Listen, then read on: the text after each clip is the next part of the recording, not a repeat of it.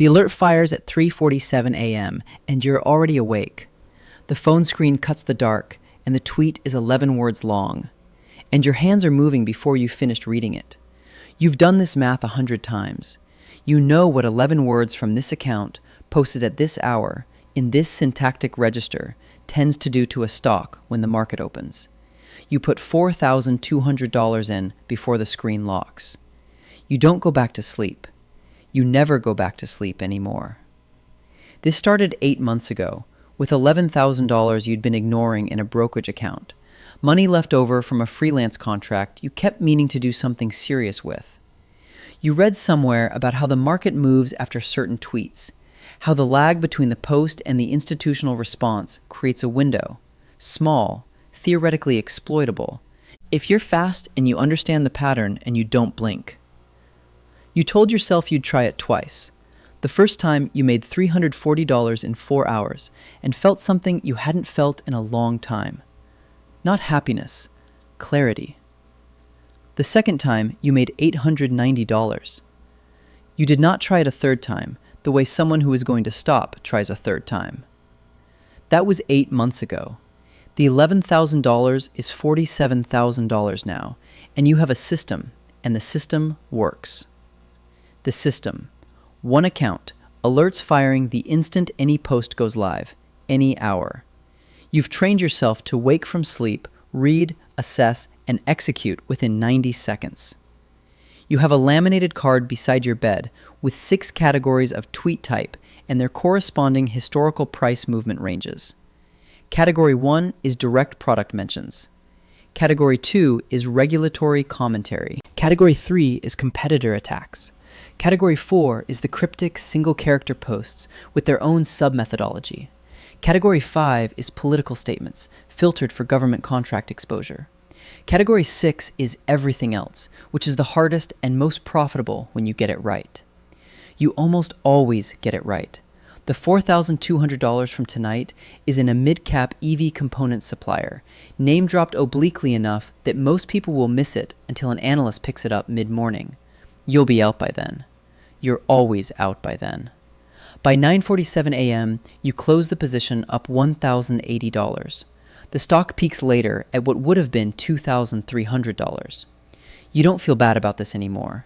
You log it, adjust the expected range upward by a small margin, move on.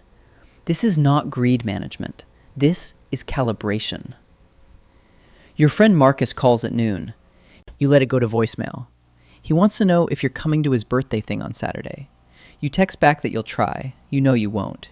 You've missed 7 of the last 9 social events you were invited to, and you've stopped explaining it to people because the explanation requires describing a system they'll either dismiss or want in on, and you don't want either. What you want is the next alert. 3 weeks later, you get your first real miss. It's not wrong execution.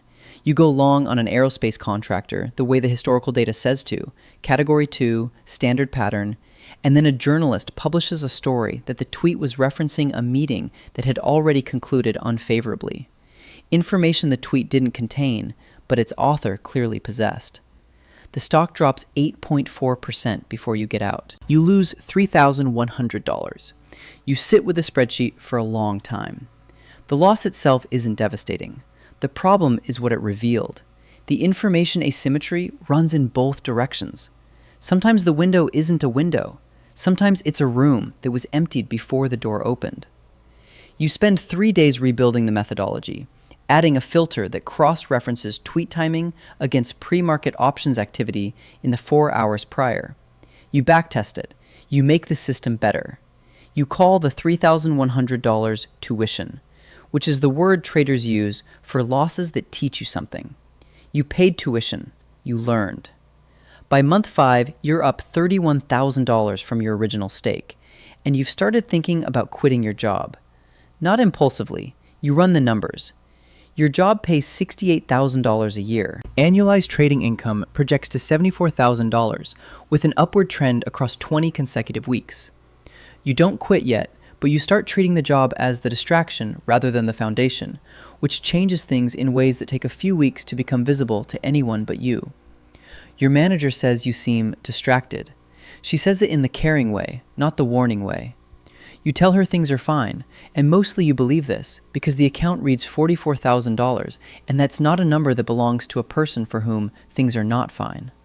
The second thing that changes is your relationship to the account you're following. In the early months, you thought of it clinically, a data feed, signal extracted from noise, the source incidental to the process.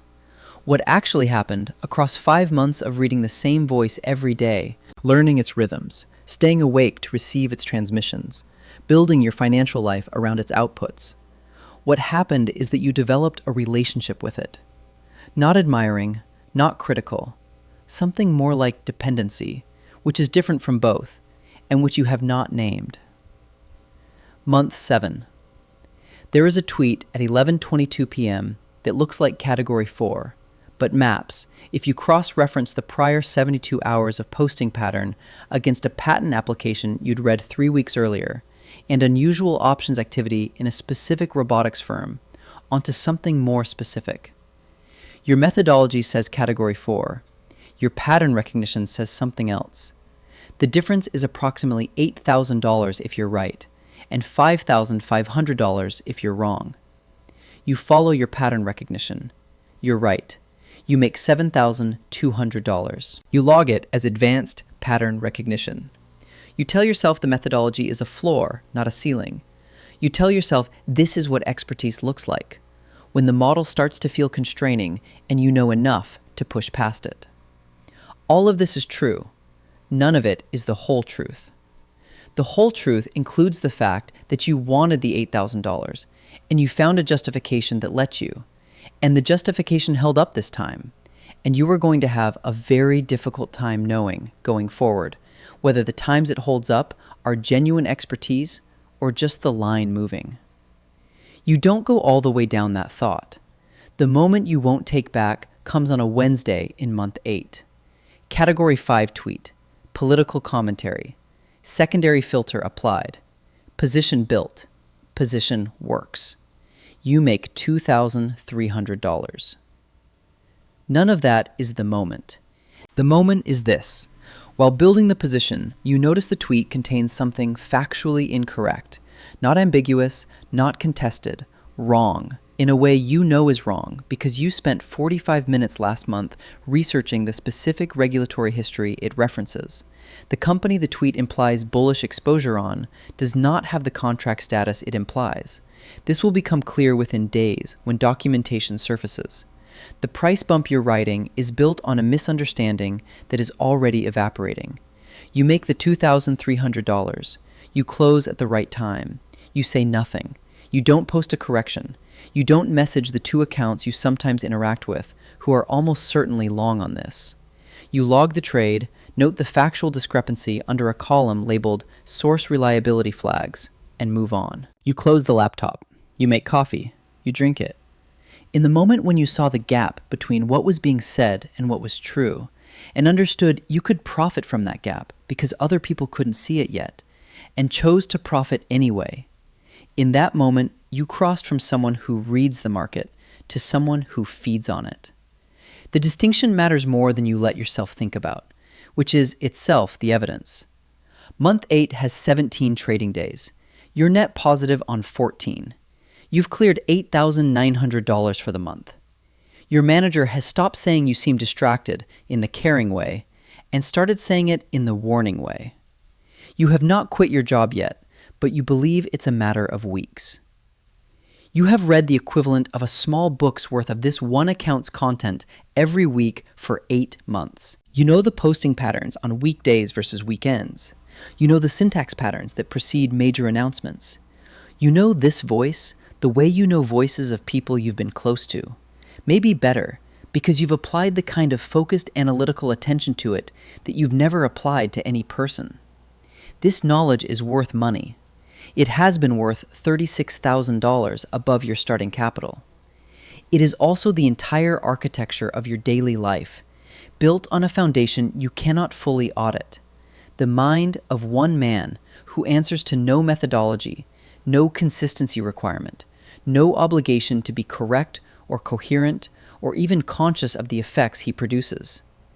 You know this. You keep not thinking about it. The way you keep not replacing the phone case from the apartment you shared with 2 roommates and a window that faced a parking garage. You keep meaning to replace it. You won't. Sunday, 2:14 a.m. An alert fires. You're already awake. Category 1, direct product mention. Confidence 71%. You build a position of $3,400. You set the exit trigger. You put the phone face down. You don't go back to sleep. The position closes Monday at 10:22 a.m., up $780. You look at the account balance, $49,100. The number feels like it should feel like something. You look at it for a moment the way you look at a word you've said too many times until the meaning drains out of it and you're left with just the shape. Then an alert fires. You pick up the phone.